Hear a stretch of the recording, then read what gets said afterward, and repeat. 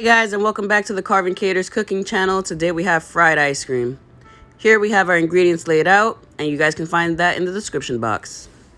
We're going to start off by making our ice cream balls. Now you guys can use whatever size scoop you'd like, or whatever size ball I guess you'd like as well.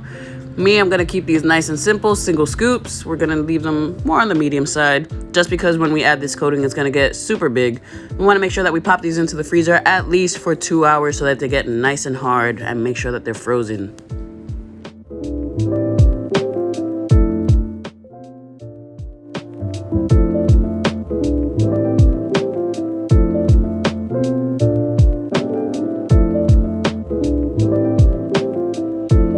Alright, and while we're making sure that those are frozen solid, we're going to start off by crumbling up our coating. I have some cinnamon Chex here and some Crispies that I had left over from another recipe that I made, God knows when, but they were still good, so I added those in there. Just going to crush those up. Then I'm going to take the Rice Crispy and just buzz those up slightly. I still want bigger pieces of that left over just because it'll add another layer of, what do you call it? What's that word I'm looking for? Crispiness. There you go. That's the word I'm looking for. And then we're going to mix it all together. Now, if you're not using a flavored cereal such as the cinnamon Chex, I would suggest that you season your coating with some cinnamon, some sugar, a little bit of nutmeg if you'd like. Just make sure that you have a nice flavor in the outside coating. Alright, now that we got that coating all nice and mixed up, what we're going to do is set up our breading station. We're going to have 2 eggs. We're going to mix that with a little bit of cream and water just because I didn't have any milk at home. If you have milk, feel free to do that. It just extends the amount of glue that you have. So here you have the standard breading procedure: flour, eggs and milk mixture, and your coating. This is the same thing that you would do for any other frying method, except that you probably wouldn't be using cereal, probably breadcrumbs. So here we are. And then we're just going to pop these in the freezer again, this time for about 3 hours. Best would probably be 24, just to make sure that they're nice and solid, unless you have a deep freezer. While that's freezing, I'm going to make a chocolate sauce. Now, you guys could just buy the bottled stuff. I personally don't have it in my home, so I'm making my own.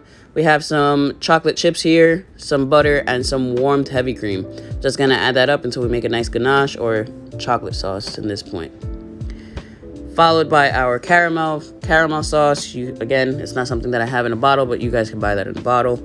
Is just water, sugar, equal parts. We're going to let that boil down. Add a pat of butter just to start mixing that up as it caramelizes, and then finish off with heavy cream. There you have it.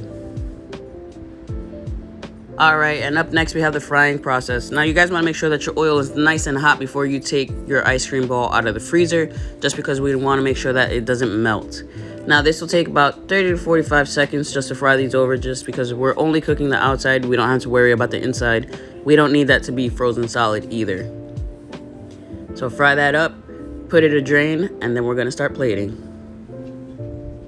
Now, normally you guys get this served with whipped cream. I'm not a fan of the whipped cream, so I'm using this vanilla bean cream cheese frosting that I had left over from my cinnamon bun video. Put that on the bottom. Then I'm going to drizzle some of our caramel sauce over that, followed by our chocolate and some powdered sugar.